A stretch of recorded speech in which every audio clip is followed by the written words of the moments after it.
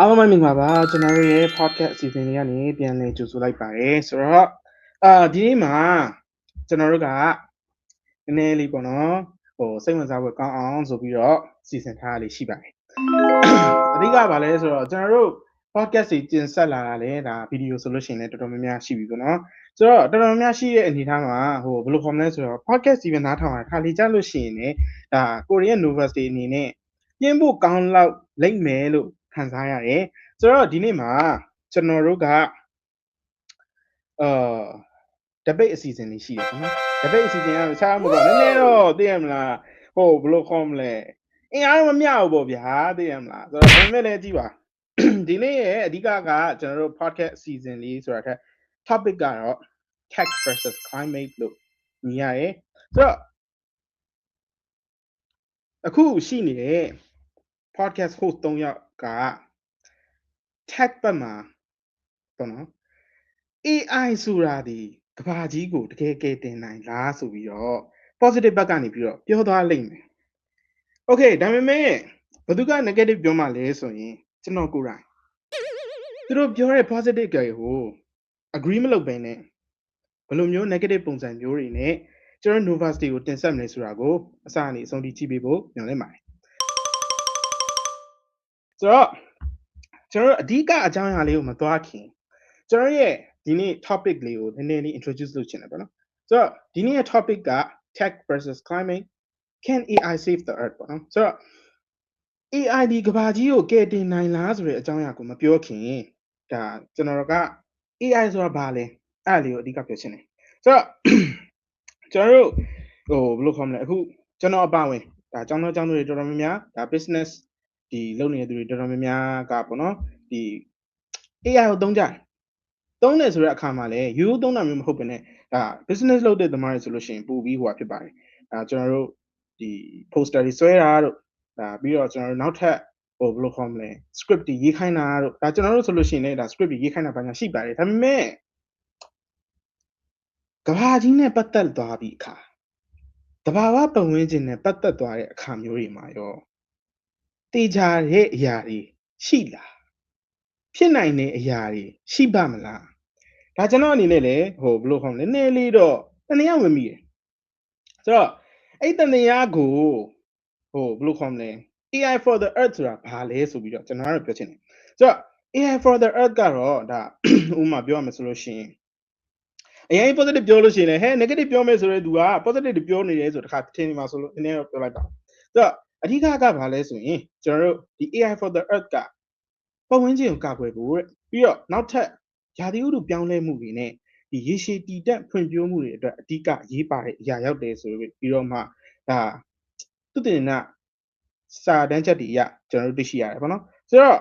ဟုတ်ပါပြီကျွန်တော်တို့ AI ကအခုခေတ်မှာအရေးမပါဘူးလားဆိုရင်အရေးပါပါတယ်တကြောင်တနေရာကနေတော့အရေးပါပါတယ်ဒါပေမဲ့ဘယ်လိုမျိုးအရေးပါတာလဲဒါကမင်းစရာမေးခွန်းရှိရပါတော့ဆိုတော့တဘာပတ်မချင်းနဲ့ပတ်သက်ပြီးတော့ AI ကတကယ်ကာကွယ်နိုင်လားဆိုတော့ဘယ်လိုမျိုးတွေကာကွယ်နိုင်ဘယ်လိုမျိုးတွေကာကွယ်နေတာလဲပေါ့နော်ပြီးတော့အခုတော်တော်များများပြောကြရတယ်ပေါ့နော် AI က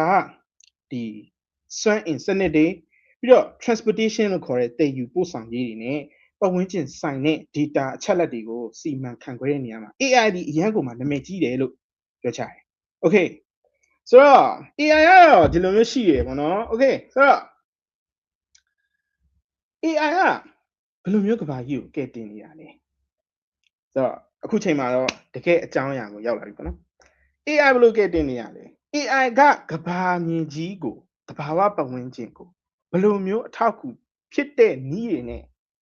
ဒါ support ပေးနေတာလဲဆိုတာကိုပထမဆုံးအဖွင့်မှာငါလေးခင်ကြည်လန်းကစပြီးတော့ပြောပြပါဟုတ်ပါအရင်ဆုံးပြန်မေးချင်တာလေးရှိရပါတော့ AI ဆိုတာအခုမိတ်ဆက်သွားတာဒီက debate ဆိုတော့အစရနည်းနည်းလေးမပြည့်စုံလို့ခံစားလိုက်ရတယ်ဟုတ် AI မှာအခုမေးကြည့်မယ်ဖုန်းတွေမှာဆိုရင် weather forecast တွေပါကြည့်ဘူးလားကြည့်ရဟုတ်ပြီပြီးတော့ Google Map တွေမှာဆိုရှင်လည်းလမ်းကြောင်းတွေပါညာရှာတို့တနေရာနေတနေရာသွားခါ Google Map တွေသုံးဘူးတယ်မှတ်လား Yes ကြည့်တယ်သုံးတယ်အဲ့ဒါဆိုအဲ့ဒါကပိုပြီးထင်တာမြင်တာပြောရင်ဒါ AI ပဲပေါ့နော် artificial intelligence ဆိုတာအဲ့လိုမျိုးပဲAI ဆိုတာကညီမတို့လူသားကြီး လူသားလို့စဉ်းစားနိုင်တဲ့ဆက်တွေမဟုတ်ဆက်တွေမဟုတ်ဘူးနော်သူကဆက်ဆိုတဲ့အတိုင်းလူတွေလိုမျိုးစဉ်းစားစင်နိုင်စွမ်းတော့မရှိဘူးဒါပေမဲ့လူတွေထက်ပိုပြီးများပြားတဲ့ data ပမာဏအများကြီးကိုစစ်စစ်နိုင်တဲ့ဉာဏ်ရည်တုလို့မိတ်ဆက်ချင်တယ်ပေါ့နော်ပြီးရင်လူတယောက်အနေနဲ့မလုပ်နိုင်တော့တဲ့အလုပ်တွေကို AI ကလုပ်နိုင်တယ်ဟုတ်ဒါကတော့ AI ကြောင့်မိတ်ဆက်ဒါပေမဲ့ညီမတို့ဒီနေ့သွားမှာက environment နဲ့ပတ်သက်ပြီးပြောမှာဆိုတော့ဟုတ်ပြီ AI for the earth ဆိုတာညီမတို့ပတ်ဝန်းကျင်ကိုကာကွယ်မယ်ခုနအကိုပြောသလိုပဲရာသီဥတုပြောင်းလဲမှုတွေကိုထိန်းချုပ်မယ်တဘာဘေးရဲ့နေကိုကြိုတင်ခံမှန်းမယ်ဒါကြီးက AI နည်းပညာတွေကိုအသုံးပြုပြီးခုလက်ရှိမှာလုပ်နေကြပြီဒါ AI for the earth ပေါ့နော်ဒီမှာညီမကပြောသွားခြင်းတဲ့ခေါင်းစဉ်တစ်ခုကကြတော့ deforestation ဒီတစ်တော်တွေပြုံးပြီးလာမှုနဲ့နောက်တစ်ခုကတဘာဘေးရဲ့နေကိုထိန်းသိမ်းတဲ့အခါမှာ AI ကိုဘယ်လိုသုံးနေလဲဆိုတဲ့အချက်ဘက်ကနေထောက်ခံသွားမှာဖြစ်တယ်ပေါ့နော်ဟုတ်ပထမဆုံး deforestation ကိစ္စပြောမယ်ပေါ့ deforestation ကိစ္စဆိုတော့ကြာဒီတစ်တော်ထိန်းသိမ်းရေးပေါ့ deforestation ဆိုတာကညီမတို့တချို့နေရာဒေသတွေမှာရှိတယ်တရားဝင်တစ်ခုတ်တာတွေပေါ့နော် illegal ဒီ logging လုပ်တဲ့ကိစ္စရှိတယ်အဲ့ခါမှာ AI နည်းပညာကိုဘယ်လိုအသုံးချလိုက်လဲဆိုရင်ဒီ satellite တွေမှာဂျိုဒုတွေပေါ့နော်အဲ့ဂျိုဒုတွေကနေနေရာအနှံပြတစ်တော်တွေကိုစောင့်ကြည့်ရပေါ့စောင့်ကြည့်ပြီးတော့တခုခုတနေရာမှာမူမမှန်တာဖြစ်ဖြစ်ဥပမာအဲ့လိုမျိုးတရားဝင်ကိစ္စတွေလုပ်တာဖြစ်ဖြစ်ဥပမာတစ်တော်တွေဘယ်လောက်ထိပြုံးတိနေလာပြီလဲဘယ်လောက်ထိတစ်တော်ကျမ်းမာရေးဆိုးရွားနေပြီလဲဆိုတဲ့နေရာတွေကိုသိလာတဲ့အခါမှာအဲ့ satellite ကနေလူသားတွေစီကိုသတင်းပြန်ပို့တယ်ပို့ပြီးတော့လူသားတွေကမှအဲ့ data ကိုပြန်သုံးပြီးသွားတဲ့အခါမှာတစ်တော်ကျမ်းမာရေးအတွက်ဘယ်လိုအသုံးချမလဲနောက်မြေစီလွာတွေရဲ့အခြေအနေကိုဘယ်လိုတိုးတက်အောင်လုပ်မလဲဂီယာစနစ်တွေပျက်စီးတဲ့အခါမှာဘယ်လိုမျိုးပြန်ပြီးတော့ပြုပြင်မလဲဒါတွေကို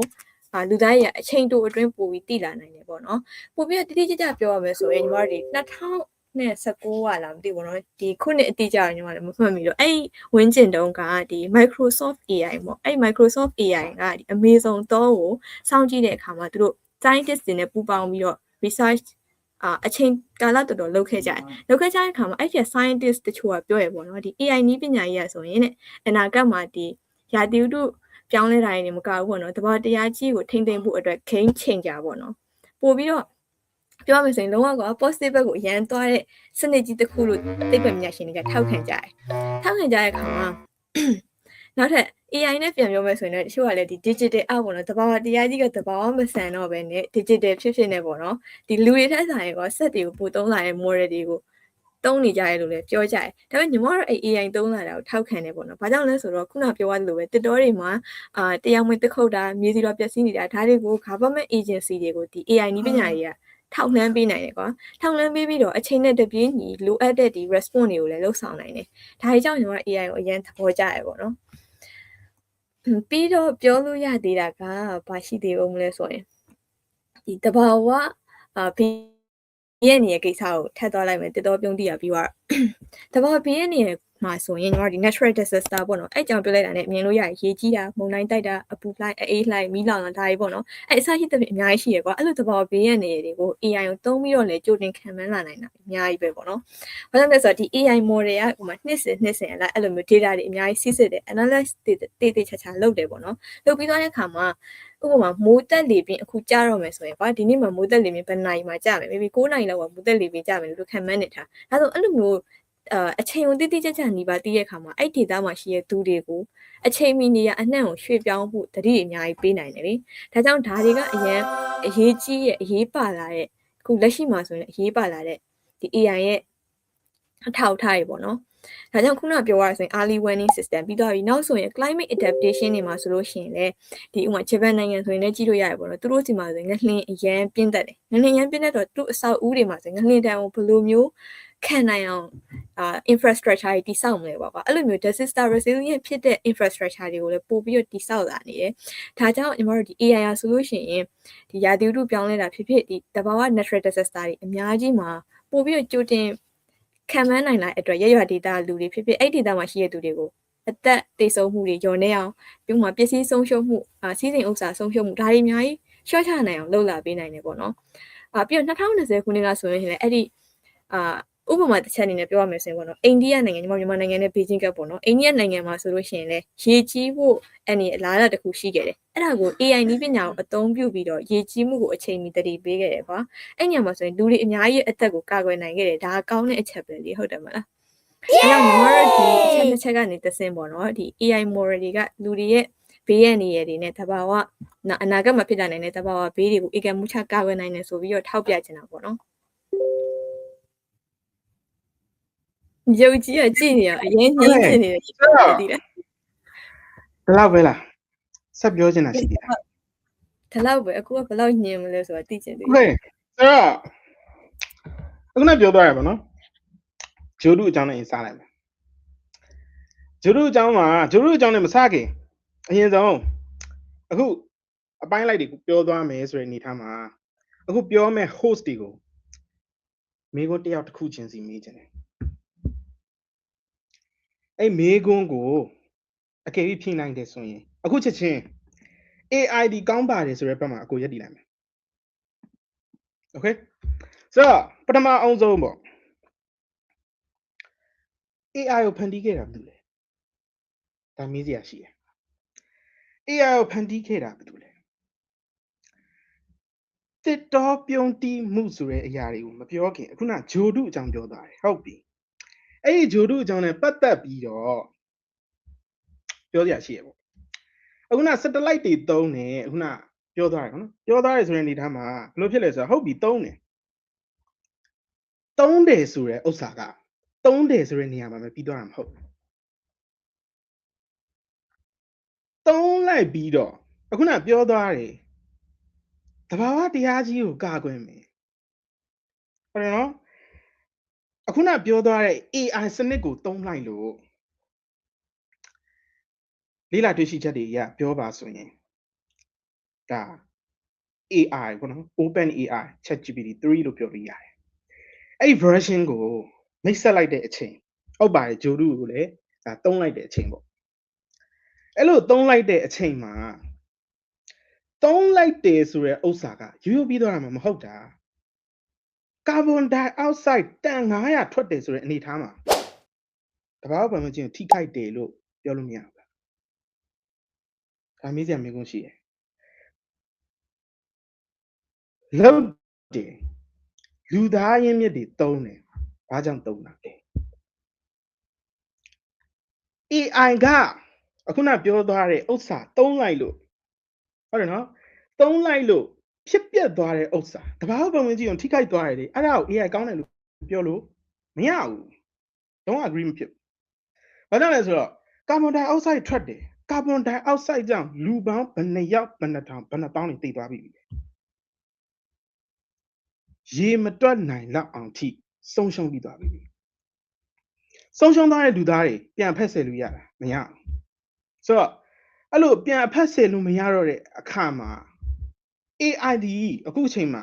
business သမားတွေဒါတော်တော်များများပြောကြတယ် AI ဒီလိုရှိပါတယ် AI ပညာကိုလေ့လာပါမတိုးတက်သေးဘဲနဲ့ဘာကြောင့်လေ့လာရမှာလဲတိုးတက်ပါပြီဟုတ်ပါပြီတိုးတက်ပြီပဲဆိုပါစို့မင်းတို့ research တွေပြောသွားတယ်ဘယ်နေရာမှာမဆို scope တစ်ခုဆိုတာရှိတယ်အဲ့ scope တစ်ခုကိုကျော်သွားရင်လွှမ်းမိုးနိုင်စွမ်းဆိုတာမရှိဘူးဘလောက်ပဲအဆင့်နဲ့မြင့်ပြီးတိုးတက်လာပါစေလူသားအရင်းမြစ်တွေကိုထိခိုက်နေသည်၍ဒီအရာဒီကဘာကြီးကိုကယ်တင်နိုင်တယ်လို့ပြောလို့လုံးဝမရအဲ့တော့အခုပထမဆုံးနေပြောချင်တယ်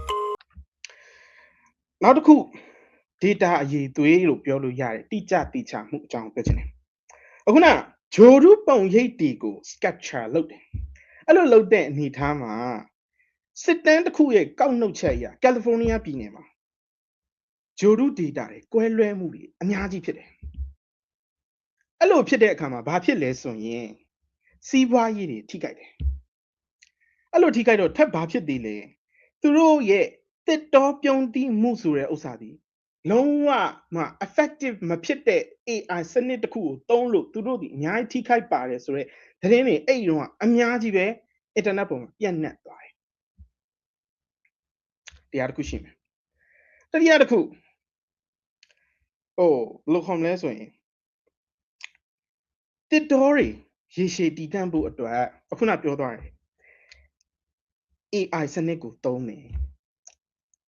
ရှင်းလေးပဲကြည့်လိုက်အောင်အကိုတို့မမွေးခင်1980လောက်ထဲကဘရာဇီးနိုင်ငံမှာကာယာပိုလူမျိုးဆိုတာရှိတယ်အဲ့ကာယာပိုလူမျိုးတွေကတစ်တော်ပြုံးတီးမှုပိုင်းနဲ့ပတ်သက်ပြီးတော့ပထမဦးဆုံးအနေနဲ့ technique ဆိုတဲ့ဥစ္စာကို introduce လုပ်ခဲ့တယ်သူဆိုတော့ကျစဉ်းစားကြည့်မယ်ဆိုလို့ရှိရင် ပစ္စည်းတစ်ခုကိုသုံးနေပဲဆိုပါစို့ပစ္စည်းတစ်ခုကိုသုံးနေဆိုတဲ့အခါမှာကိုကသုံးလိုက်ပြီးပြီတန်ရင်စေးလွန်ရင်ဘေးဆိုတဲ့စကားအတိုင်းသုံးလိုက်တဲ့အရာကြောင့်သုံးပါများသွားတဲ့အခါ rely on လုပ်လိုက်လို့ပြက်အစဉ်ပြင်ခဏဆိုပြီးခဏတာပဲဟိုဟာဖြစ်သွားမှာမဟုတ်ဘဲနဲ့လူသားအရင်းမြစ်တွေကိုထိခိုက်နေတာကြတော့ဒါဒီကဘာကြီးကိုကဲတင်နိုင်တယ်လို့ပြောလို့ရတာလုံးဝမရဆိုတော့ပြောချင်တာကဘာလဲဆိုတော့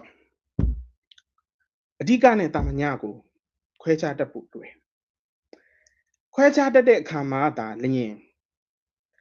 resources တွေဆိုတာဒီထွက်လာတယ်ဟုတ်ပြီထွက်တဲ့ပုံစံမျိုးနဲ့ဒီတိုင်းနေသွားလိုက်လို့မှမရတာထိခိုက်နေတဲ့လူတွေသိဆုံးသွားတဲ့လူတွေကဘာဒီတဘာဝပတ်ဝန်းကျင်ကရတဲ့အရာတွေကြောင့် AI ကခုနပြောသွားတဲ့ကာဗွန်ဒိုင်အောက်ဆိုက်တွေကြောင့်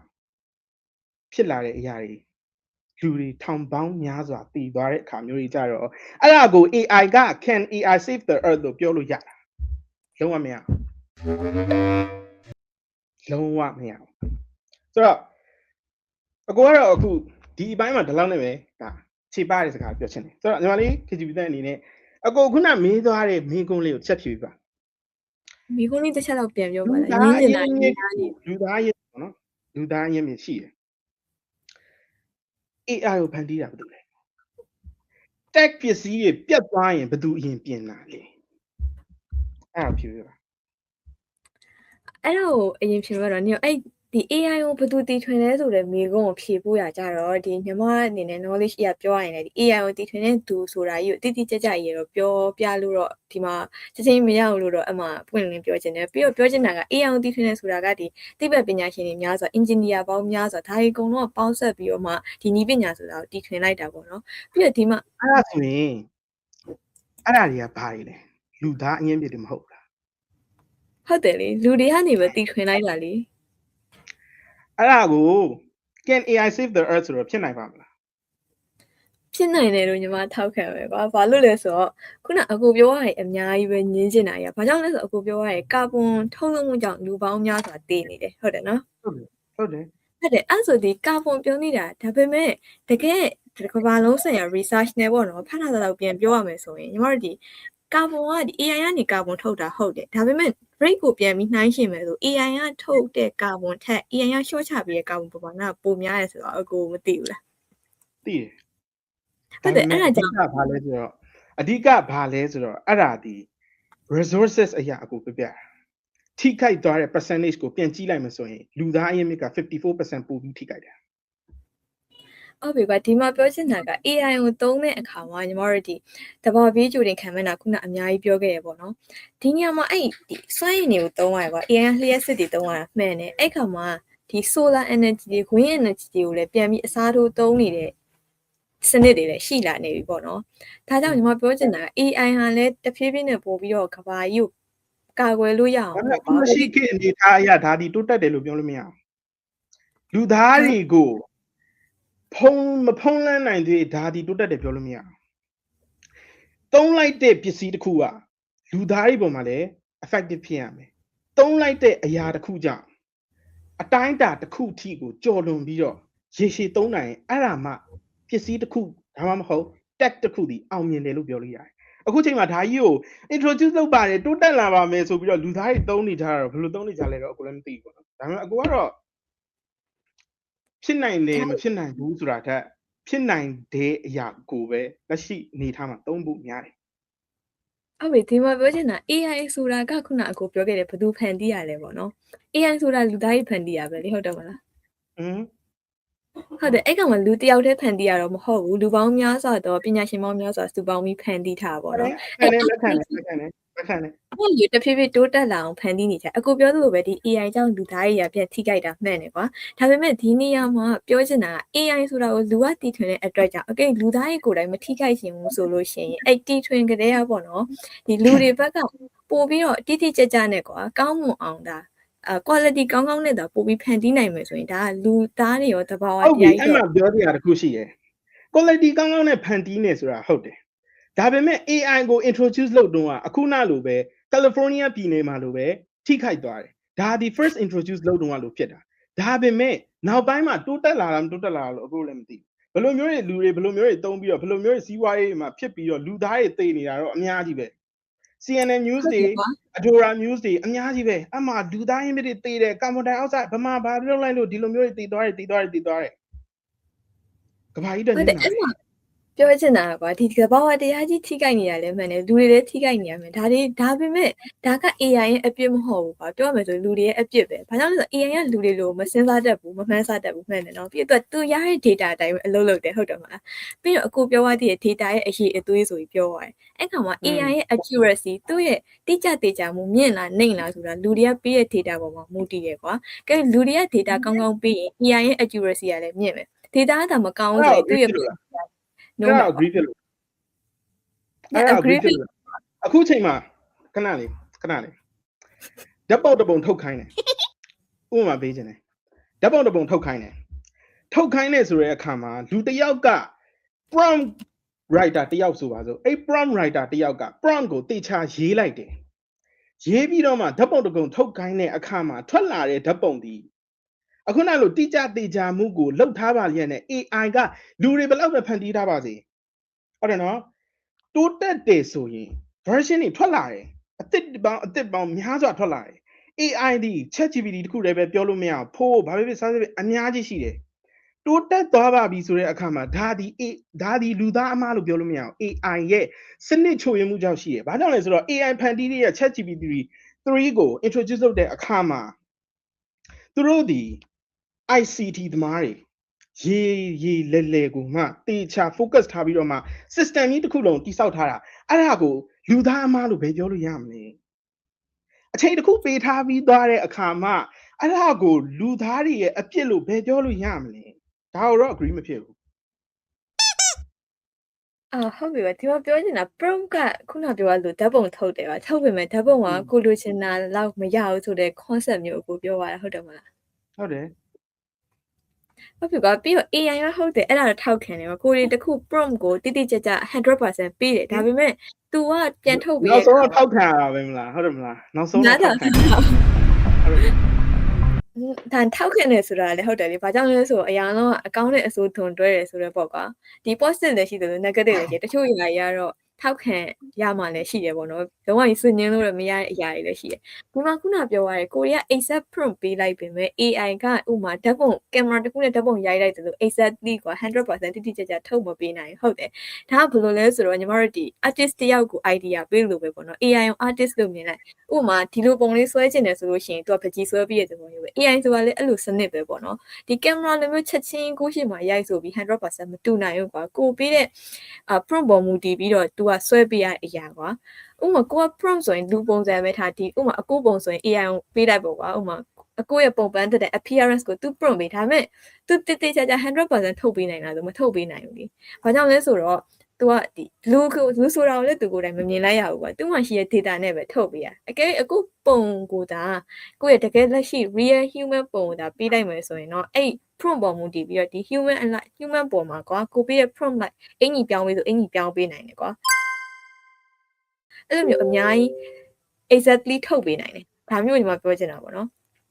ဒါကြောင့်ဒီလူကပေးတဲ့ input တွေပေါ်မှာအများကြီးမူတည်တယ်စနစ်တွေချို့ယွင်းနေဆိုတာလေဒီစနစ်ချို့ယွင်းသွားပြီလားဒါဆို advancement ပိုကောင်းလာအောင်ဆိုတာလေဒါလေလူကပဲပိုကောင်းအောင်ပြင်ပေးနေရတာကွာဒါကြောင့်ညီမပြောချင်တာဒီ AI ဆိုတာကကောင်းလားမကောင်းလားဆိုတာဒါလူကပေးတဲ့ဒီသူ့ရဲ့ resource က human ပဲပေါ့နော် human ပေါ်မှာပဲအများကြီးမူတည်တယ်လို့ပြောချင်တယ်ပေါ့နော်ကဲ human ရဲ့ creativity ကောင်းကောင်းနဲ့ AI ရဲ့ result ကောင်းကောင်းနဲ့ဒါပေါင်းလိုက်မယ်ဆိုရင်တော့ဒါလုံးဝအကောင်းဆုံးရလဒ်တစ်ခုရနိုင်တယ်လို့ထောက်ခံချင်တာဟုတ်ပါတယ် okay ဟုတ်ပါတယ်ဆိုတော့အခုပထမဆုံး host တယောက်ကိုတော့ဒီမှာပဲရပ်ပြီးတော့ဒုတိယ host တယောက်ကိုသွားလိုက်ရအောင် okay ဆိုတော့ဒီမှာလေးဖြိုးတော်တာအနေနဲ့ကတော့တဘာဝပုံစံနဲ့ပတ်သက်ပြီးတော့ AI ဒီဘယ်လောက်ထိကာကွယ်နေလဲဆိုတဲ့အကြောင်းအရာကိုရီးယား University ကို positive ဘက်ကနေပြောပြပါအောင်ဗျဒီမှာဒီလေးပြောတော့မှာဖြစ်တော့ခဏတော့အခုနေညီမလည်းအခုနေညီမလေးခေကြည့်ပြီးတဲ့တပည့်ကနေတော့ကြောက်သွားဆိုပြောရန်ရှောင်းဖြစ်လို့အဲ့တော့ညီမကဒီနေ့ဆက်ပြောမယ့်အကြောင်းအရာပေါ့နော်မနက်topic နှစ်ခုနဲ့ပြောချင်တယ်တစ်ခုက reducing pollution တဘာဝဆိုင်ရာကိုပုံဝင်ကြီးညဉ့်မှုကိုလျှော့ချတဲ့အကြောင်းအရာနဲ့နောက်တစ်ပိုင်းကကြတော့ wildlife protection ဆိုတဲ့တော်ရင်30ဒီကိုကာကွယ်ခြင်းဆိုတဲ့အကြောင်းနဲ့နောက်ပြောချင်တဲ့အကြောင်းကreducing pollution ပေါ့နော်တဘာဝပုံဝင်ကြီးကိုလျှော့ချတယ်အဲ့တော့ AI ကတဘာဝပုံဝင်ကြီးတွေကိုလျှော့ချနေမှာဘယ်လိုကူညီလဲဆိုတော့လျှော့ချနိုင်လားဆိုတဲ့ဖတ်ကိုမိကိုအင်းမိခြင်းတယ်အဲ့တော့လျှော့ချနိုင်လားဆိုတော့လူတွေတောင်မှဒီ pollution ကိုအရင်ဖြစ်စေတာ AI ကဟောတစ်ဖက်တစ်လမ်းကနေလျှော့ချနိုင်လားဆိုတော့ AI ကစွမ်းရည်အသုံးပြုမှုကိုထိရောက်စွာစီမံခန့်ခွဲနိုင်တယ်လို့ဆိုလို့ရတယ်ပေါ့နော်အဲ့ဒါကဘယ်လိုမျိုးဖြစ်နေရလဲဆိုတော့အခုနောက်ပိုင်းdeveloping country data မှာက develop ဖွံ့ဖြိုးပြီးနိုင်ငံတွေကလည်း AI ကိုအသုံးပြုထားတဲ့စက်ရုံတွေအဆောက်အအုံတွေအများကြီးသုံးလာတယ်ပေါ့နော်အဲ့အဆောက် AI အသုံးပြုထားတဲ့စက်ရုံတွေအဆောက်အအုံတွေကလိုအပ်တဲ့ပမာဏထက်ပိုများတဲ့လက်စစ်စွမ်းအင်တွေသုံးချမှုတွေကိုရှော့ချပေးအဲ့တော့အဲ့လိုမျိုးရှော့ချပေးတဲ့အတွက်ကြောင့်မလို့လက်စစ်စွမ်းအင်ထိန်းချုပ်တာမကဘဲနဲ့ပေါ့လေထူးညဉ့်ညံ့မှုကိုလည်းတိုက်ရိုက်ရှော့ချနိုင်တယ်ဆိုပြီးမှ research တွေလုပ်ထားလို့ရတယ်ပေါ့နော်ဒုတိယအချက်အနေနဲ့က AI ကရင်ကျော်ပိတ်ဆို့မှုကိုလည်းထိန်းချုပ်နိုင်တယ်ဥပမာအခုနောက်ပိုင်းဆိုရင်ညီမတို့တိတိတတ်သိလာတာကဘာလဲဆိုတော့ AI စနစ်ပါဝင်တဲ့ကားတွေ vehicle တွေအများကြီးသုံးလာတယ်အဲ့ဒါကတော့ကိုညင်းလို့မရဘူးဘာလို့လဲဆိုတော့အခုနောက်ပိုင်းထုတ်တဲ့ vehicle တွေတော်တော်များများကAI စနစ်တွေပါဝင်လာတယ်သူက autonomic စနစ်တွေအပါအဝင်ရင်ကြောင်းထိန်းချုပ်မှုတွေလည်းအများကြီးပါရအဲ့တော့ AI စနစ်တွေကဘာလုပ်ပြီးလဲဆိုတော့လမ်းကြောင်းစနစ်စီမံခန့်ခွဲမှုတွေလုပ်နိုင်တယ်အဲ့တော့ရင်တန်းတွေပိတ်ဆို့မှုတွေအခုမြန်မာနိုင်ငံမှာဆိုအများကြီးတွေ့ရအဲ့ရင်ကျော်ပိတ်ဆို့မှုတွေကိုလည်းတိတိတတ်ကြီး short ချပြီးတော့AI အသုံးပြုတဲ့ကားတော်တော်များများကတောင်စာသုံးဆွဲမှုကိုလည်းချော့ချပြီးတော့တစ်ဖက်မှာဆိုရင်လေလေထူးညဉ့်ညံ့မှုကိုလည်းညော့နေစေရပေါ့နော်ဟုတ်ပြီအဲ့ဒါကလမ်းကျော်ပိတ်ဆို့မှု okay အဲ့ဆိုရင်နောက်ပိုင်းကျမတို့နောက်ထပ်တစ်ချက်ကဘာလဲဆိုတော့အမိုက် pollution ကအရင်များတယ်အဲ့တော့အမိုက် pollution ကအမိုက်စီမံခန့်ခွဲမှုမှာ AI ကဘယ်လိုအရေးပါလဲအဲ့တော့အခုတော့အကိုတို့ညီမလေးတို့ထဲမှာတော့ TikTok တွေမှာတော့ဗာတက်လည်းမသိဘူးညီမတော်ရရဲ့ TikTok ထဲမှာတော့အမိုက်ပုံ AI အမိုက်ပုံသိရမလားအဲ့အမိုက်ပုံတွေမှာခုတင်လိုက်တာနဲ့အဲ့ AI ကPK ဆို PK စက္ကူဆိုစက္ကူ paper ဆို paper အဲ့လိုမျိုးခွဲပြီးတော့တခါလေးစွန့်ပစ်ပေးရလေအဲ့လိုမျိုး TikTok လေးဗီဒီယိုလေးတက်တယ်အဲ့တော့ AI ကပြန်လဲအသုံးပြုနိုင်တယ် recycle ဆို recycle ဒါမှမဟုတ်လုံးဝစွန့်ပစ်ရမယ့်ဟာဆိုစွန့်ပစ်ရမယ့်ဟာဆိုမှတိကျမှန်ကန်ခွဲနိုင်တယ်အဲ့မှာဆိုလဲတကယ် experiment လုပ်ထားတယ်အဲ့တယောက်ဆိုအမြဲအဲ့အားတိုင်းသူအဲ့မှာအမိုက်တော့ပြစ်တယ်အဲ့အမိုက်ပြစ်တဲ့အချိန်မှာ AI ကတိကျခွဲပေးတဲ့အတွက်ကြောင့်မလို့အဲ့မှာသူကဘယ်ဟာက recycle လုပ်ပြီးတော့ဘယ်ဟာက recycle မလုပ်သင့်ဘူးလဲဆိုပြီးမှခွဲပေးခြင်းအပြင်အမိုက်တွေကိုတေချာစီမံခန့်ခွဲပြီးတော့မြေထူးညဉ့်ညံ့မှုနဲ့ရေထူးညဉ့်ညံ့မှုတွေကိုလည်းတေချာချောချနိုင်တယ်လို့တွေ့ရတယ်။ Okay နောက်တစ်ချက်ကဘာလဲဆိုတော့ခုနကတော့ငါမိမလေးကြည့်ပြပြောသလိုပဲ AI ဆိုတာက radio line တက်တူကြတွေနဲ့လောက်ထားတာဂျိုထူးတွေကနေပြီးတော့စင်ဆာရွေးအတွက်ကြောင့်မလို့လေရေမြေမှာဖြစ်ပေါ်လာတဲ့ညဉ့်ညံ့မှုတွေအကုန်လုံးကိုအချိန်မီသိရှိပြီးတော့အရေးယူဆောင်ရွက်မှုတွေကိုအချိန်မီလှုပ်ဆောင်နိုင်ပြီးတော့ထိခိုက်မှုတွေကိုချော့ချနိုင်တာပေါ့နော်အဲ့တော့နောက်ဆုံးချက်အနေနဲ့ AI ကတန့်ရှင်းတဲ့စွမ်းရည်ကိုအသုံးပြုတယ်အဲ့ဒါကဘာလဲဆိုတော့ AI ကနေအောင်ချင်းနဲ့လေစွမ်းရည်ကိုပုံထိရောက်စွာအသုံးပြုနိုင်တယ်။တဘာဝပုံဝင်ချင်းထိခိုက်စေအညစ်အကြေးတွေကိုလည်းချော့ချနိုင်တယ်။အဲ့အတွက်ကြောင့်မလို့ AI ကလူသားတွေအတွက်ပတ်ဝန်းကျင် reducing pollution အတွက်တော်ကိုမှအသုံးဝင်တဲ့တဘာဝပတ်ဝန်းကျင်ညဉ့်ညံ့မှုကိုတော်မှရှုချနိုင်တယ်လို့မှာတော့တော်တော်ယုံကြည်ရပေါ့နော်။အဲ့ဒါကတော့ပထမ topic ပဲဖြစ်ပါတယ်။ဒုတိယ topic ကတော့တောရိုင်းတိရစ္ဆာန် wildlife protection အပေါ်အရေးပါမှုအဲ့တော့ဘယ်လိုအရေးပါလဲဆိုတော့ပထမဆုံးချက်အနေနဲ့ပေါ့နော်AI ကကင်မရာ AI ပါတဲ့ကင်မရာတွေ drone တွေကနေပြီးတော့လူသူတကယ်တောနက်ကြီးထဲပေါ့နော်တကယ်တောနက်တွေဆိုလူသူအရောက်အပေါင်းနေတဲ့တောနက်တကယ်လူသွားဖို့အရင်ခက်ခဲတဲ့နေရာဒီတိုင်းဆိုညီမတို့ကအဲ့နာကတိရစ္ဆာန်တွေကဘယ်လိုရှိလဲဆိုဒါမဲ့ညီမတို့အချိန်ကြီးနဲ့သိရတယ်အဲ့ဒါကဘာနဲ့သိရလဲဆို AI ပါတဲ့ကင်မရာတွေ drone တွေနဲ့အသုံးပြုပြီးတော့တောအတွင်းပိုင်းမှာရှိတဲ့တိရစ္ဆာန်တွေလှုပ်ရှားမှုတွေကိုစောင့်ကြည့်ပြီးတော့သူတို့ရဲ့behavior ပဲဖြစ်ဖြစ်သူတို့ရဲ့ mating ပဲဖြစ်ဖြစ်ဒါမှမဟုတ်သူတို့ရဲ့ fertilization ဘာညာအစရှိတဲ့ဖြစ်အကုန်လုံးကိုစီမံခန့်ခွဲပြီးတော့လူတွေကိုအချိန်နဲ့တပြေးညီလည်းပြန်ပြီးတော့တင်ပို့နေတာပေါ့နော်အဲ့အတွက်ကြောင့်မလို့လေလူတွေကဘာလဲဆို illegal hunting လို့ခေါ်တဲ့တရားမဝင် hunting လုပ်ခြင်းမုတ်ဆိုးလုပ်ရက်တွေကိုအချိန်မီတွေ့ရှိနိုင်တာပေါ့နော်အဲ့အတွက်ကြောင့်လေညီမတို့ AI အကူအညီနဲ့ပဲညီမတို့အဲ့ကိစ္စတွေကိုဆောင်ရွက်ပြီးတော့တရားစွဲလို့ရတယ်ပေါ့နော် okay အဲ့တော့ဒုတိယအချက်အနေနဲ့တော်ရိုင်း tracer ရဲ့ music ကိုခွဲခြားတတ်နိုင်တယ်အဲ့ဒါဆိုလူတွေကAI စနစ်ကိုရေးဆွဲကြတဲ့က species နဲ့species တို့ဒီကိုရေးဆွဲပြီးသားဖြစ်တဲ့အတွက်ကြောင့်မလို့ AI ကတော်ရိုင်း tracer ရဲ့ species တော်တော်များများကိုdetail analysis လုပ်နိုင်တယ်အဲ့အတွက်ကြောင့်မလို့ AI က AI နည်းပညာနဲ့ trace and တကောင်ဖြတ်သွားတဲ့အတန်ဒါမှမဟုတ်ပုံရိပ်တွေကိုခွဲခြားပြီးတော့ music အရေးအတွက်အဲ့ music ကဒီကမ္ဘာပေါ်မှာနဲလာပြီလားဒါမှမဟုတ်အရင်များနေလားဒါမှမဟုတ်အတင်းရကြားရောက်နေလားအဲ့လိုမျိုးတွေကို source ဆိုတာသိရှိနိုင်ပြီးတော့အဲ့အတွက်ကြောင့်မလို့သူတို့ရဲ့ AI အကူအညီလေးနဲ့ပဲကာကွယ်ရေးအစီအစဉ်တကယ်လို့အဲ့တဘာဝ music တွေကညော့နေလာပြီဆိုရင် AI နဲ့အကူအညီနဲ့ပဲအဲ့တဘာကာကွယ်ရေးအစီအစဉ်မျိုးပုံမကောင်းမွန်စွာပေါ့နော်ထိရောက်စွာပို့ပြီးတော့ source စစ်စစ်နဲ့ဆက်ဆက်စီမံနိုင်တာပေါ့နော်အဲ့ဒါကလည်း AI ရဲ့အကူအညီပဲဖြစ်တယ် okay နောက်တစ်ခုအရင်ဒီမှာတော့မရှိပြီမဲ့တချို့တော်ရိုင်းနဲ့ tracer နဲ့နီးတဲ့နေရာတွေမှာ AI ကတော်ရိုင်း tracer နဲ့လူသားတွေအကြောင်းပရိပခါရှော့ချနိုင်အဲ့ဒါကဘာလဲဆိုတော့ဘယ်လိုမျိုးဖြစ်လဲဆိုတော့တော်ရိုင်း tracer နဲ့ဒီနားလေးမှာနေတဲ့အိမ်တွေပေါ့နော်အိမ်တွေကအဲ့လို AI radio တွေထည့်ထားခြင်းအနေဖြင့် tracer တွေက app နားမှာtracer တွေကသူတို့အိမ်သားလေးရောက်လာပြီဆိုရင်အဲ့ဟာတွေက alarm လုပ်တယ်ပေါ့နော်AI တွေကလူတွေအိမ်လူနေအိမ်တို့ alarm လုပ်တယ်ဝုံနေဆိုလဲဝုံကြားရဆိုလဲကြားချစ်တိတ်ဆိုလဲချစ်တိတ်ပေါ့နော်အဲ့အတွက်ကြောင့်မလို့အဲ့လမ်းကြောင်းတွေကိုလူတွေကခတ်မှန်းနိုင်တဲ့အတွက်ကြောင့်မလို့လူတွေကလည်းကြိုတင်ကာကွယ်ပြီးတော့ပြင်ဆင်နိုင်တယ်အဲ့အတွက်ကြောင့်မလို့လူတွေအနေရကိုလည်းတစ်ဖက်တစ်လမ်းအနေကာကွယ်ပေးနိုင်တယ်ပေါ့နော်အဲ့ဒါလည်းတစ်ချက်နောက်တစ်ချက်ကဘာလဲဆိုတော့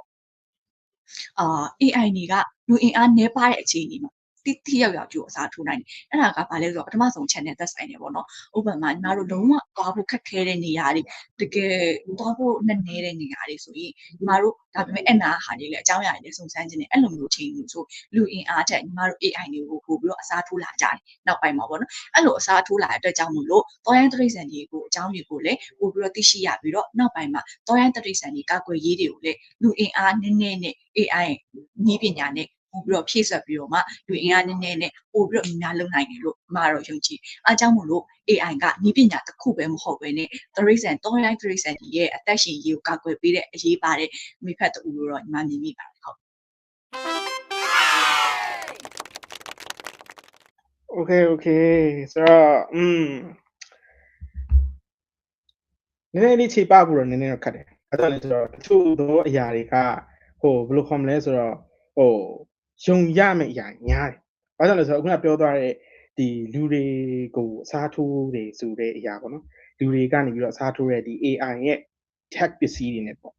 ဆိုတော့ again ဆိုတဲ့ team ကနေနေတာဖြစ်တဲ့အတွက်နည်းနည်းလေးတော့ again ဆိုတော့လောက်ပါအောင်ပဲ okay အခုနကရင်ကြောပိတ်ဆို့မှုပိုင်းနဲ့ပတ်သက်ပြီးတော့ပြောသွားတယ်ဟုတ်တယ်နော်ဆိုတော့ဒီရင်ကြောပိတ်ဆို့မှုနဲ့ပတ်သက်ပြီးတော့စစ်တမ်းတစ်ခုအရာပြောပြစရာရှိတယ်ကယ်လီဖိုးနီးယားပြည်နယ်မှာလော့စ်အန်ဂျလိစ်မှာစမ်းပါတယ် AI ကိုသူတို့ realistic sensor စမ်းပါတယ်ဒါပေမဲ့ရင်ကြောပိတ်ဆို့မှုပိုင်းနဲ့ပတ်သက်ပြီးတော့ဘယ်လိုခေါ်မလဲဆိုတော့ဘယ်လောက်ပဲစမ်းသို့တော်များလေအတိုင်းအတာတစ်ခုအထိရောက်မှုမရှိခဲ့တဲ့အပေါ်မှာပြန်လည်ကောင်းမွန်ခြင်းအကျိုးသက်ရောက်မှုများဆိုတာမဖြစ်ခဲ့ဘူးဆိုတဲ့ဥစ္စာကိုသိလားလို့ပထမဆုံးအနေနဲ့ပြောချင်တယ်ဆိုတော့အခုနအဲ့လိုမျိုးတိုးတက်မှုမရှိတဲ့အရာကိုလူတွေအနေနဲ့သုံးတယ်ဟုတ်ပါပြီသုံးပါတယ်အတိုင်းအတာတစ်ခုအထိကောင်းမလားဆိုတဲ့ညှော်လင့်ချက် hope တစ်ခုနဲ့သုံးတယ်မှန်ပါတယ်သုံးပါဒါပေမဲ့အဲ့ system တစ်ခုကိုသုံးလိုက်လို့အဲ့နေရဆိုလို့ရှိရင်အဲ့ပြည်နယ်တစ်ခုလုံးမှာမနက်ပြောရမလို့ဆိုရင်9နာရီ10နာရီလောက်ကစလိုက်တဲ့ရင်ကြောပိတ်ဆို့မှုဒီည6နာရီ9နာရီအထိ AI system ကိုသုံးလိုက်လို့လူတွေရဲ့ transportation တွေထိခိုက်သွားတယ်အဲ့လိုမျိုးထိခိုက်သွားတဲ့အခါမှာဘယ်လိုဖြစ်လဲဆိုတော့ဘယ်လိုခေါ်မလဲတရားမှုမရှိတဲ့အရာကို rely on လုပ်လို့အချိန်ကုန်တာပဲအဖက်တင်ပါလိမ့်နော်ဆိုတော့ကိုက system တစ်ခုကို voice ဖြစ်နဲ့သုံးမလားဒါမှမဟုတ်ဘယ်လိုခေါ်မလဲဆိုတော့ တိကျပါတယ်ဆိုရဲဥမာထားပါတော့အခု transportation ပါညာဒီလိုဖြစ်တယ်ဆိုလို့ရှိရင်ကိုတို့ဘယ်လိုခေါ်မလဲတချို့နိုင်ငံတွေမှာတိုးတက်တာရှိတာပေါ့လေသိရမလားဆိုတော့တချို့နိုင်ငံတွေမှာဆိုလို့ရှိရင်ဒါ motor vehicle ပါညာအဲ့လိုမျိုးထားတာရှိတယ်လူတွေခေါ်လိုက်လေ AI system ကိုသုံးချမယ်ဆိုတာလူတွေခေါ်လိုက်ရင်တိတ်ပြီးတော့အချိန်မကုန်တော့ဘူးလို့ထင်တာပဲဆိုတော့ဒုတိယတစ်ခုပြောပါဆိုလို့ရှိရင်ဘယ်လိုခေါ်မလဲဆိုတော့Costa Rica မှာပေါ့ Costa Rica မှာဖြစ်ခဲ့တဲ့ဒါအရာလေးတစ်ခုပြချင်တာပေါ့နော်ဒီ Costa Rica မှာဆိုလို့ရှိရင်တဘာပုံဝင်ခြင်းနဲ့ပတ်သက်တဲ့ထိမ့်သိမ်းရေးအစီအစဉ်တွေရှိတယ်ခီးသွားလုပ်ငန်းတွေတဲ့ဒါခီးသွားလုပ်ငန်းမှာတစ်ဆင့်ပေါ့နော်ဒါတော်ရင်တရိတ်ဆန်တွေကိုဒါအရေးပါအခန်းကဏ္ဍတစ်ခုဖြစ်သူတို့အနေနဲ့သတ်မှတ်ထားတယ်ဒါပေမဲ့ AI ရဲ့ချို့ယွင်းမှုတွေကြောင့် AI ရဲ့ချို့ယွင်းမှုတွေကြောင့်ဘယ်လိုခေါ်မလဲဆိုတော့အခုန Costa Rica မှာဖြစ်တဲ့လူသားအတိုင်းဝိုင်းတွေကမယုံရဲကြလောက်အောင်ထိကိုဖြစ်သွားတာရောသိတာ။ဘာကြောင့်လဲဆိုတော့တိုးတက်ပါတယ်ဟုတ်ပါတယ်တိုးတက်ပါတယ်မှန်ပါတယ်အခုအချိန်မှာအခုနပြောသွားသလိုပဲဘယ်လိုခေါ်မလဲဆိုတော့ AI ကိုမသုံးနဲ့မပြောဘူးသုံးပါဒါပေမဲ့တချို့သောလူတွေရဲ့စိတ်ထဲမှာ mindset ထဲမှာဒီ AI ဆိုတဲ့အရာဒီငါတို့အတွက်ဘေးထွက်ဆိုးကျိုးတစ်ခုပါဆိုပြီးဖြစ်ပြနေတာရောကြားမိလိုက်လားအဲ့လေးကိုလည်းပြောချင်တယ်ပေါ့နော်ပြီးတော့နောက်တစ်ခုဘယ်လိုခေါ်မလဲဆိုတော့ Torrent Tracer နေမှန်ပါတယ်ဒီ Torrent Tracer ကတော့ဒါအကိုတို့အနေနဲ့တိတ်ပြီးတော့မှ against လုပ်စရာမရှိပါဘူးဒါတော့ဒါ agree ဖြစ်တယ်ဘာကြောင့်လဲဆိုတော့လူသားတွေမလုပ်နိုင်တဲ့အရာတွေနော်ဘယ်လိုခေါ်မလဲဒီအချိန်မှာတော့ဒီအရာတစ်ခုကိုတော့ AI ဒီ technically အရာ save time တယ်လို့တော့ပြောလို့ရတယ်ဒါပေမဲ့အခုနပြောသွားတဲ့ transportation အရာကကြတော့ဒါတိတ်ပြီးအဆင်ပြေတဲ့အရာတစ်ခုမဟုတ်ဘူးတေးကြပါတယ်တိကျပါတယ်ဆိုတော့ solution တစ်ခုကိုမထုတ်နိုင်သေးဘဲနဲ့လူသားတွေသုံးလိုက်တယ်ဟုတ်ပါတယ်သုံးပါစမ်းတာပဲလူပဲလीနော်စမ်းကျင်တာဆိုတော့စမ်းလိုက်တာကိစ္စမရှိဘူးအခုနလိုပြောသွားသလို Costa Rica မှာဖြစ်ကုန်ပြီဒီ California မှာဖြစ်သွားတဲ့ case လို့တစ်ခုလိုမျိုးဖြစ်သွားရင်ရေရှည်မှာဒီလိုဖြစ်လာနိုင်မယ်ဆိုတာထက်မဖြစ်လာနိုင်ဘူးလို့ပြောလို့မရဘူးလားဒါလေးတစ်ခုရှိရပြီးတော့နောက်တစ်ခုပေါ့နော်ဒါမေးစရာမေးခွန်းတစ်ခုရှိတာဗာလဲဆိုရင်တော့ဒီပေါ့အခုနလိုတဘာဝပတ်ဝန်းကျင်နဲ့ပတ်သက်ပြီးတော့ညဉ့်ညမ်းမှုတွေမဖြစ်ခင် AI ဆိုတဲ့အရာကြီးပေါ့နော် advanced တစ်ခု level မရောက်ခင်ဒီ environment ဆိုတဲ့အရာကကာကွယ်စောင့်ရှောက်မှုမှာလူသားတွေအနေနဲ့ဘလောက်အတိုင်းအတာတစ်ခုအထိအရေးပါအရာရောက်တယ်လို့ထင်တယ်ပြီးရင် advanced ဖြစ်ပါတယ်ဆိုတော့ AI ကဘာမှမကျင်တဲ့ပတ်သက်ပြီးတော့အခုချိန်မှာဆိုလို့ရှိရင်ရှာလို့ရတယ်နော်တဘာပုံမကျင်တဲ့ပတ်သက်ပြီးတော့ကာကွယ်ဆောင်ရှောက်မယ် techniques တွေဘယ် technique တွေရှိလဲတစ်ချက်လောက်ပြပြပေးပါအခုနပြောသွားပါတယ်1980ခရဖို့ Brazil နိုင်ငံကခရဖို့လူသားတွေသူတို့စီမှာ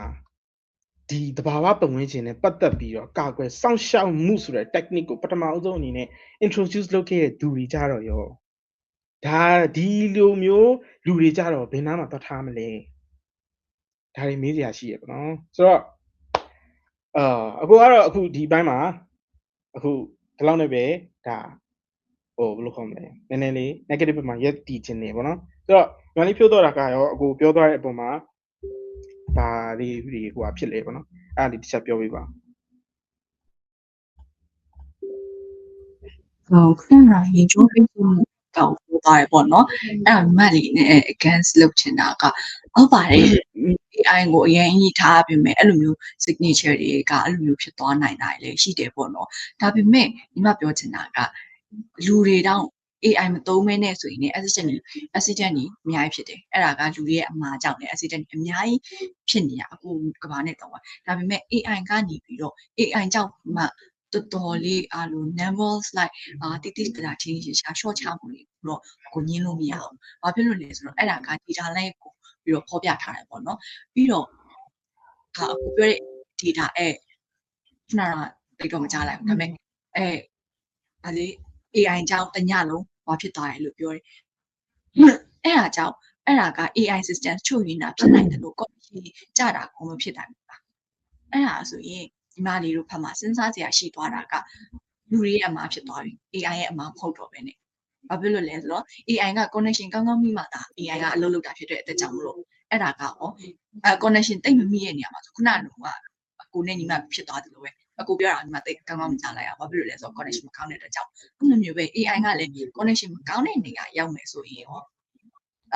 တနိုင်ငံလုံးတစ်ကမ္ဘာလုံးက connection အရင်မိနေကြတဲ့နေရာမှာရှိနေရတော့မဟုတ်တချို့တနေရာတွေက connection မိတာတွေဖြစ်နိုင်တယ်ကွာအဲ့ဒါကြောင့်မလို့ AI ကြောင့်မဟုတ်ဘဲနဲ့ connection ကြောင့်ကိုမဖြစ်နိုင်ဘူးအဲ့လိုမှမိချင်တာပေါ့နော် Okay ဆိုတော့ဟုတ်ပါတယ် connection ကလည်းဒါဖြစ်နိုင်တဲ့အရာတစ်ခုပါပဲဒါပေမဲ့ဘယ်လိုခေါ်မလဲဆိုတော့တချို့နေရာတွေမှာပေါ့နော်ဒါမြန်မာနိုင်ငံမှာမဟုတ်ပါဘူးမြန်မာနိုင်ငံမှာထားပါတော့ဘယ်လိုခေါ်မလဲဆိုတော့connection တွေရှိတယ်ဆိုတဲ့အခါမှာတချို့ဟာတွေကြတော့ဘယ်လိုခေါ်မလဲဆိုတော့အဆင်ပြေတယ်ဆိုတော့အနေထားမှာတင်ဒါရှိလိုက်ရတယ်ဒါပေမဲ့တချို့သောနေရာတွေမှာကြတော့ရောဒါပြန်ပြီးမေးစရာရှိတယ် internet line တွေအရင်ကောင်းနေတဲ့ဥစ္စာတွေရှိရလေဒါကိုရီနိုင်ငံမှာမဟုတ်ပါကိုရီနိုင်ငံဆိုရင်ဥမာပြောပြရ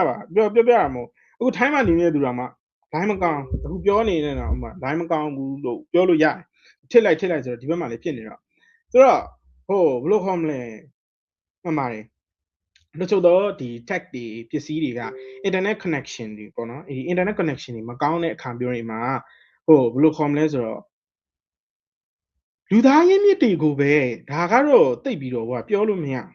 ဘာကြောင့်လဲဆိုတော့ဟုတ်ပါတယ်မှန်ပါတယ်ဘယ်လိုခေါ်မလဲဆိုတော့system တစ်ခုအရာမကောင်းလို့လူသားတွေဖြစ်ပါတယ်ဒါပေမဲ့အခုအနေနဲ့ပြောချင်တာကတော့ဒီဘိုင်းမှာဘယ်လိုခေါ်မလဲ50-50လို့တော့ပြောချင်တယ်ဘာကြောင့်လဲဆိုတော့ system error လည်းဖြစ်နိုင်တယ်လို့လူသား error တွေလည်းဖြစ်နိုင်တယ်ဘာကြောင့်လဲဆိုတော့ဒီ tech mind နဲ့ပတ်သက်ပြီးတော့လူသားတွေဒီလိုမျိုး focus မထားလို့ဒီလိုဖြစ်တယ်ဆိုတာလည်းဖြစ်နိုင်တာပဲဒီမှာဆိုတော့ yeah ဒီမှာတော့ဒါ50-50လို့တော့ပြောလို့ရပါတယ်တိတ်ပြီးတော့ against မလုပ်တော့ပါဘူးနော် okay ပါဆိုတော့မြန်မာလေးတရဖူလက်ပေါ့နော်မြန်မာလေးတရဖူကရောအခုတဘာပုံချင်းနဲ့ပတ်သက်ပြီးတော့ဘယ်လိုနေရာတွေမှာဒါ AI ဆိုတဲ့အရာကတဘာပုံချင်းကိုကောက်ွယ်နိုင်လဲပေါ့နော်အဲ့အရာနဲ့ပတ်သက်ပြီးတော့လေဒါအကူတို့ရဲ့ university ကိုထပ်ပြီးတော့ရှင်းပြပေးပါဟုတ်ကဲ့ဆိုတော့အရင်ဆုံးအနေနဲ့ပေါ့နော်အခုကောင်းချက်အေးကိုအပြည့်ချဖို့ကြာခါလေးမြည်ထားရလို့ဆိုတော့စဉ်းစားကြည့်မယ်ဆိုရင် AI ကိုဒီနောက်ကပြောခဲ့ရတော့အမှားကိုဒီမှာတွေရောပေါ့နော်ဒါကောင်းတဲ့ဘက်ကနေကြည့်ပြောခဲ့တယ်ဆိုတော့ AI ကိုဒါဒီမှာဘက်ကနေရကြတော့တွေးမိတာကသူကရေရှည်ဖွံ့ဖြိုးတိုးတက်ဖို့အတွက်လိုအပ်တယ်ဒီမှာထင်တယ်ပေါ့နော်ဆိုတော့ရေရှည်ဖွံ့ဖြိုးတိုးတက်ဖို့အတွက်ကိုအရင်ဆုံးအနေနဲ့ဒီမှာကအခုမိဖို့ထုတ်ပြန်မိပြီအခုပဲမီးနေရတော့မောပါဆိုတော့လေဒါဒီမှာမိဖို့ပြန်မိမယ်ပေါ့နော်အခုမောနေတာပြီဆိုတော့အဲ့တော့ဒီဆုံးအနေနဲ့အခုဒီလိုမျိုးပေါ့နော်ဒီနေ့ပြောမယ့် topic ကို research လုပ်ဖို့အတွက်ဆိုရင်အခုအနေနဲ့ AI အသုံးပြုရမှာလားဆိုတဲ့အချက်ပေါ့နော်ဒါကတော့မိကိုလေးတည်တက်နေပါပဲဆိုတော့ဒီချက်ကိုပဲစဉ်းစားကြည့်မယ်ဆိုရင်တော့မှဒါဒီပုံမှန်ကျောင်းသားတွေမှာဆိုအဓိကအသုံးရတယ်နော် AI ကိုဘယ်ဟာပဲဖြစ် topic တစ်ခုကြာလာပြီဆိုတာနဲ့ဒီ topic ကို AI လို့အဆုံးထိပြောရင်တော့မှဒီချာပေါက်ကိုတော့ Google စီသွားမယ်ဆိုတော့ Google ကဆိုတော့ Gemini 3နဲ့တွဲနေတာဆိုတော့ဒီချာပေါက်ကို Gemini ဖြစ်တဲ့ AI ကနေ answer တွေပါပြီးချလာပြီးမှာပဲဟုတ်ပြီအဲ့တော့ဒီရလာတဲ့ chart တွေကတော့ဒါပုံမှန်ပဲတွေ့တယ်ပဲကျောင်းသားတိုင်းကတော့ AI နဲ့ကတော့ကင်းကွာတာမရှိဘူးပေါ့နော်ဒီလိုပါပဲဒီပုံမှန်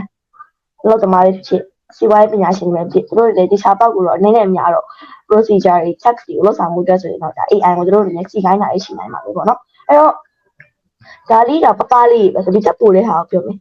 ဒီချက်ပို့တဲ့ရာကဘာလဲဆိုရင်ဒီနှစ်2025မှာဆိုရင်ကမ္ဘာလူဦးရေပေါ့နော်နိုင်ငံလုံးလူဦးရေက9.2 ဘီလီယံလောက်ရှိရပေါ့နော်ဆိုတော့လာမယ့်2050လောက်ဆိုရင်ကမ္ဘာလူဦးရေက10ဘီလီယံလောက်ရှိပါပြီဆိုတော့အဲ့10ဘီလီယံလောက်ရှိတဲ့လူဦးရေကြီးကိုကမ္ဘာကျွေးမွေးရတော့မှာလေဟုတ်တယ်နော်ဆိုတော့ကျွေးမွေးဖို့အတွက်ဆိုရင်လေယာတွေကတိုးချဲ့ရမယ်ပြီးရင်လေယာတိုးချဲ့တဲ့ခါကျရင်လည်းပုံမှန်ဆိုရင်ရှေ့ရိုးနေတိုင်းစိုက်နေညာရရှိရုံပဲအဲ့တော့ဒီလိုနည်းနေနဲ့စိုက်နေမယ်ဆိုတာ AI ကိုသုံးပြီးတော့လေယာမြေကွက်တွေကိုချက်ထွင်တဲ့အခါမှာဘယ်လိုမျိုးဒီစနစ်ကြလုပ်မလဲဆိုပြီးသုံးရင်နော်ဆိုတော့လေယာမြေကွက်တွေမပြောဘူးကိုစားနေတဲ့အသီးနှံတွေကိုပဲကြည့်ဆိုတော့အသီးနှံတွေဖွံ့ဖြိုးဖို့အတွက်ဆိုရင်မျောစာတွေလိုမယ်ပြီးရင်ရှည်လိုမယ်နေအောင်စီလိုမယ်ဆိုတော့အရင်ဆုံးအနေနဲ့မျောစာတွေရည်တွေကိုပင်တွေကိုတို့ရပေါ်ကနေဖြန်းလိုက်ရုံပဲ ဘယ်နေရာလိုအပ်တယ်ကြည့်ရမှာမဟုတ်ဘူးအကုန်လုံးဖြန်းလိုက်တာပုံရကနေဆိုတော့ AI ကိုဒါသုံးလိုက်မယ်ဆိုရင်ပေါ့နော်ကိုကဘယ်နေရာကိုပဲအတိအကျရောစာထည့်ရမယ်ဘယ်နေရာကိုပဲအတိအကျရှိဖြစ်ပြရမယ်ဆိုတာသိနိုင်တယ်ဆိုတော့ဒါကိုလက်တွေ့သုံးနေတဲ့နိုင်ငံက English ရမှာပေါ့နော်ဆိုတော့ English ရမှာဆိုသူတို့ကအဲ့ application မြန်မာမှုပြလိုက်မယ်ဆိုရင်တီးနှံနေရဲ့ဆရာဝန်ဆိုပြီးခေါ်လို့ရတယ်သူတို့မှာကျွန်တော် plan chip လို့ခေါ်တယ်ပေါ့နော်ဆိုတော့ဒီအရာကိုသူကသုံးပြီးတော့မှဥပမာအဖြစ်ပိုးစားနေတဲ့တည့်ရက်ကိုချက်ပုံရလိုက်တာပဲဖြစ်ဖြစ်အပင်ကိုချက်ပုံရလိုက်တာပဲဖြစ်ဖြစ်တခါရဲ့ answer ရေးကြလာနိုင်မယ်ဘာလို့ပင်နေရာမှာတော့ဘယ်လိုပိုးစားနေရအဲ့နေရာကိုတော့အကြီးကပင်မျိုးဩဇာကိုသုံးတင်တယ်အဲ့လိုမှမဟုတ်ဘူးဆိုရင်လည်းအကောင့်တိုင်းရှိနေတဲ့အပင်ကိုလည်းသူ့အနေနဲ့ချက်ပုံရနိုင်မယ် scan ဖတ်လိုက်ပြီးတော့မှဒီနေရာမှာကတော့ရှေ့ပို့ပြီးတော့လိုအပ်နေတာဆိုတော့အချက်လက်တွေသိချင်အားဖြင့် pollution လို့ခေါ်တဲ့အရာဒီနေရာပြ pollution မှာဘယ်လိုတန်းမှုတွေထုတ်နေရပဲမဟုတ်ဘူးလေနော်လုံးကြုံတုံးမိရင်လည်း pollution ဆိုတာဖြစ်နိုင်တာပဲဆိုတော့တက်မြေဩဇာတွေ short သုံးတာတွေရလာမယ်ဆိုတော့အဲ့ကြရင်ဘယ်လိုပြောမလဲခုနကအကူပြောလို့ပဲတန်းစီလုံပေးတွေဆိုတဲ့အရာတွေဖြစ်တာမှမဟုတ်တော့ဘူးပေါ့နော်ဆိုတော့ဒီလိုမျိုး AI ကဝင်ရောက်ကူညီပေးပြီးရဲ့နေရာမှာနောက်ထပ်နေရာတစ်ခုရှိတယ်အဲ့ဒါဘာလဲဆိုတော့ California မှာဆိုသူက Blue River Technology လို့ခေါ်တယ်ဆိုတော့အဲ့ဒီ company ကနေသူက AI robot တွေထုတ်ထားတာပေါ့နော်အဲ့ဒါတွေကို See and Spray ဆိုပြီးတော့သူကခေါ်ကြတယ်ဆိုတော့ဒီစက်ရုပ်တွေကလေစိုက်ပျိုးရေးမှာဘယ်လိုကူညီလဲဆိုတော့ပေါင်းပင်တွေကိုသူကရှာပြီးတာပါလူတွေကရှာကြမလို့ပါအောင်နော်ပေါင်းပင်တွေကို AI ကြီးကပဲရှာပြီးတော့ပဲသူတို့ကလိုအပ်တဲ့ညမှာပေါင်းသက်စီနေရာပြီးပိုးသက်စီတွေသူကဖြတ်ပြီးဖြန့်ပေးရပေါ့နော်ဆိုတော့အဲ့လိုဖြန့်ပေးခြင်းအားဖြင့်လူသားတွေအသုံးပြုနေတဲ့ဓာတ်မြေဩဇာရဲ့90%ကိုသူကဆွတ်ချပေးနိုင်ပါတယ်90%လောက်မှပါနော်0.10 30တွေမဟုတ်ပါဘူးအဲ့တော့အဲ့ပြင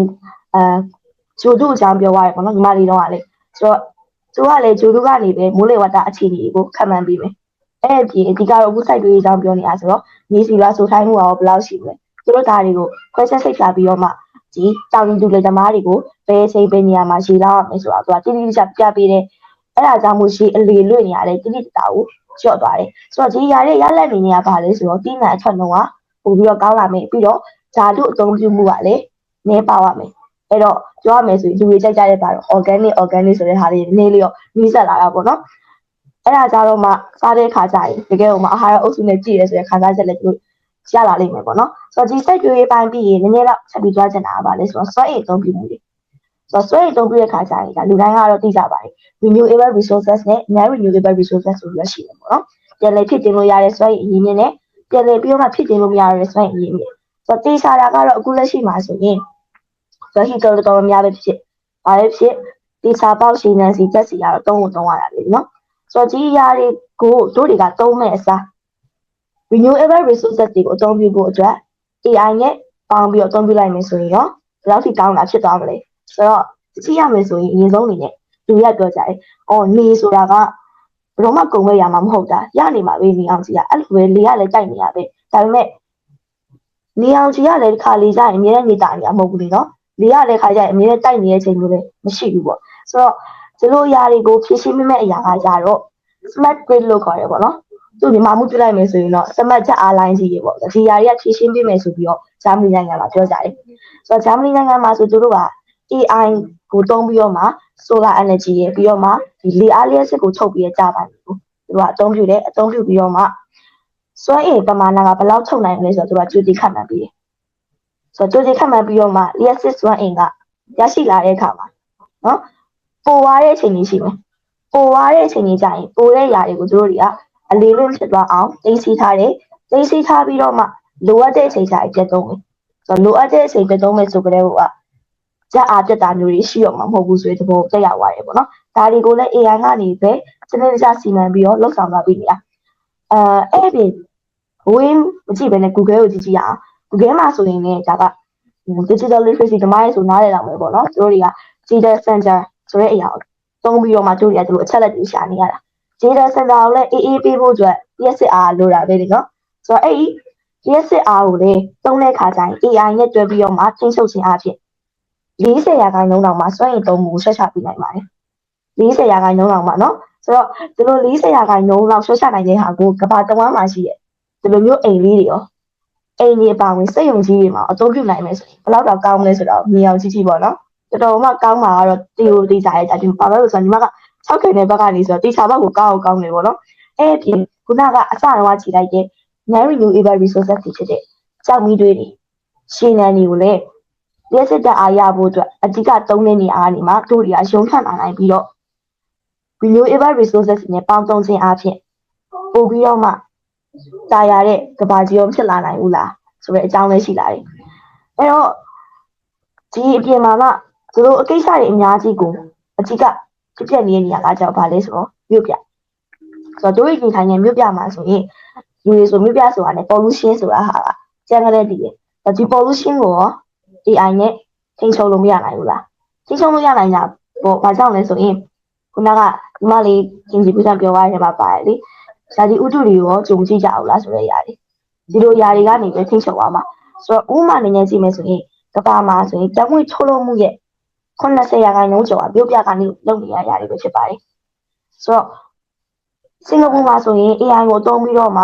မြို့ပြတိုးချဲ့မှုရဲ့ပြီးတော့ຢာဒီဥတုကနေပြီးမှဘယ်လိုမျိုး connection တွေရှိမလဲဒီအပြင်ဇာတိဥတုကရောကောင်းမလားဆိုးမလားဆိုတဲ့အခြေအနေတွေပေါ်မူတည်ပြီးတော့မှ AI ကဒီလိုပဲကြိုတင်ပြီးတော့မှတွက်ချက်ပေးတယ်တွက်ချက်ပေးပြီးတော့မှ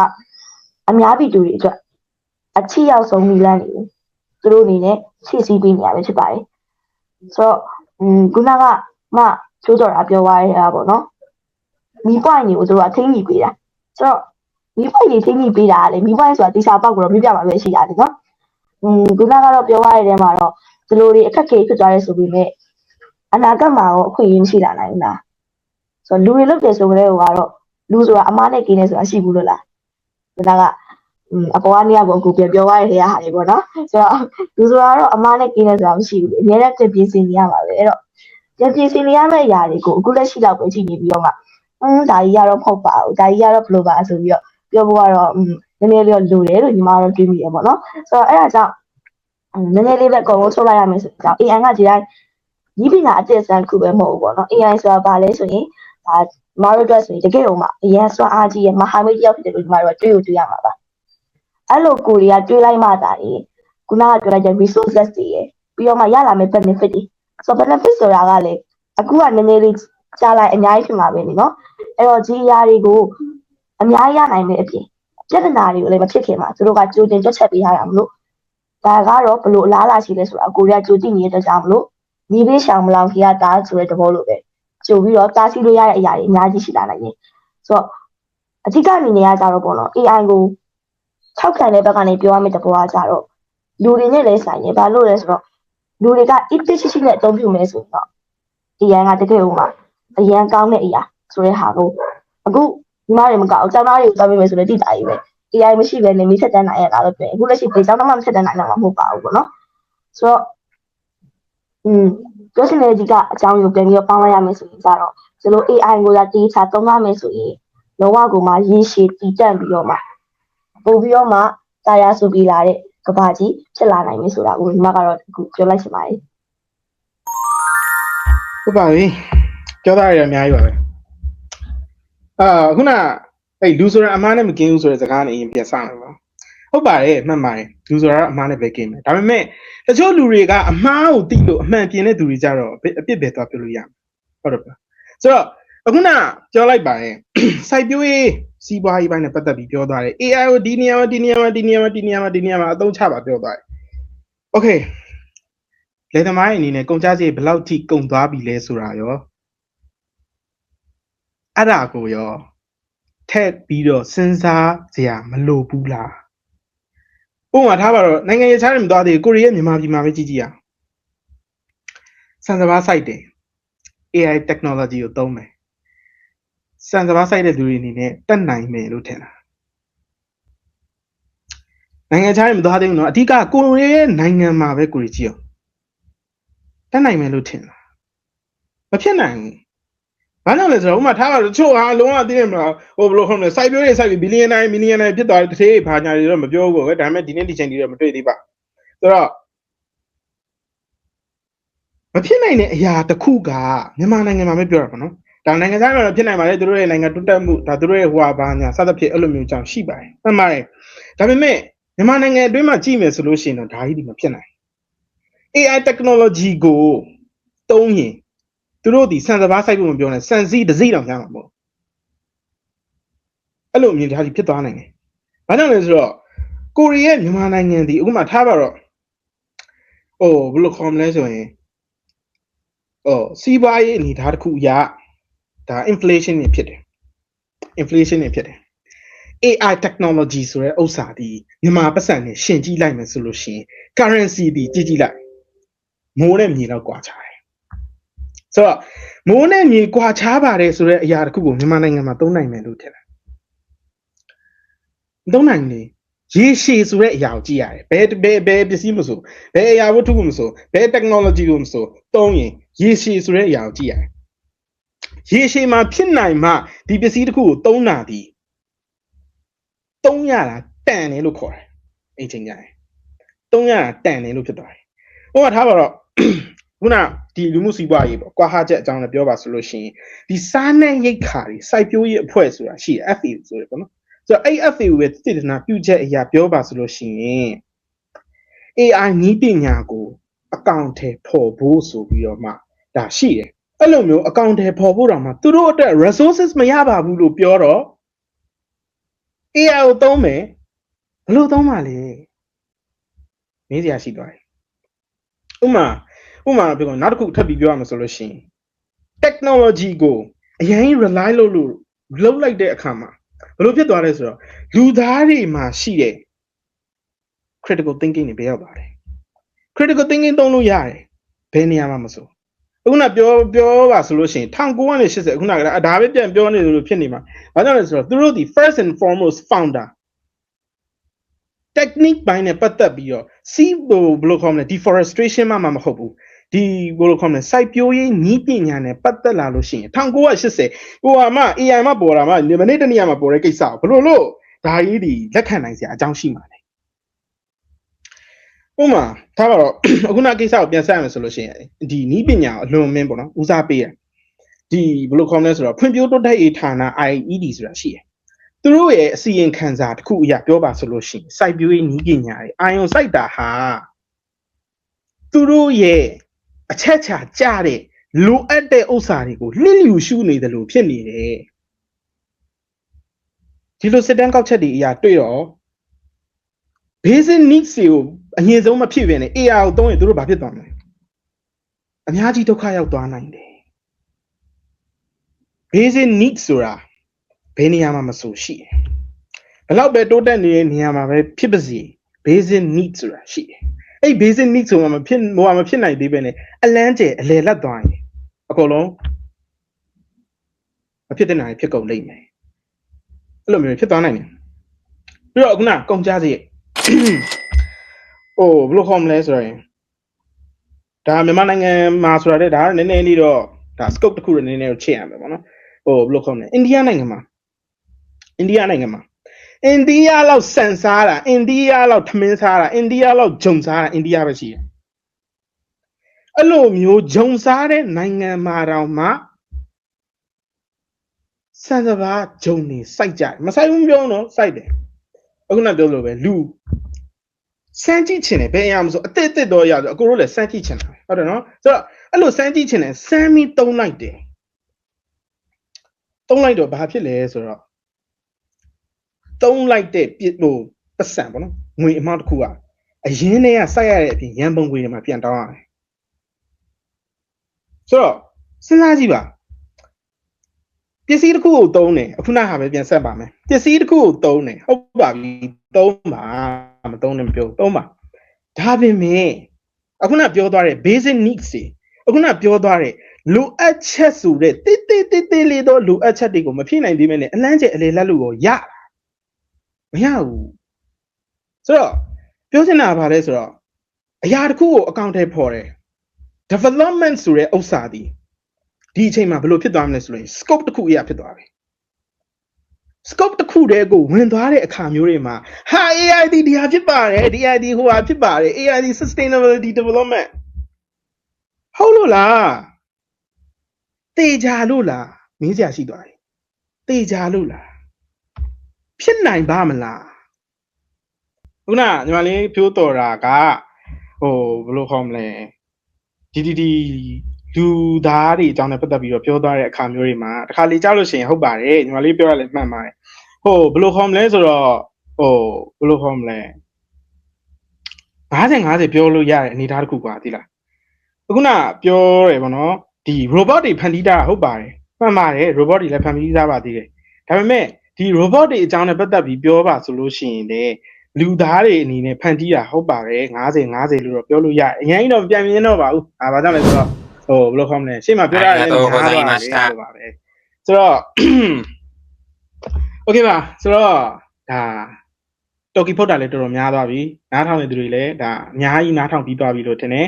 ဟိုဘာပဲဖြစ်ပါကျွန်တော်တို့ဒီလိုမျိုးနောက်ပိုင်းကြလို့ရှိရင်လည်းဒီထက်ပို့ပြီးတော့မှတပိတ်ပုံစံဖြစ်တဲ့ဥစ္စာတွေ podcast တွေကိုနောက်ပိုင်းကြလို့ရှိရင်လည်းကျွန်တော်တို့ university အတွက်ထပ်ပြီးတော့မှဟိုဘယ်လိုခေါ်မလဲဆိုတော့စိတ်ဝင်စားဖို့ကောင်းအောင်ကျွန်တော်တို့လည်းအကောင်းဆုံးကြိုးစားသွားပါမယ်လို့ပြောရင်းနဲ့ဒီနေ့ podcast ကိုဒီမှာပဲညနာချင်ပါတယ်အားလုံးပဲ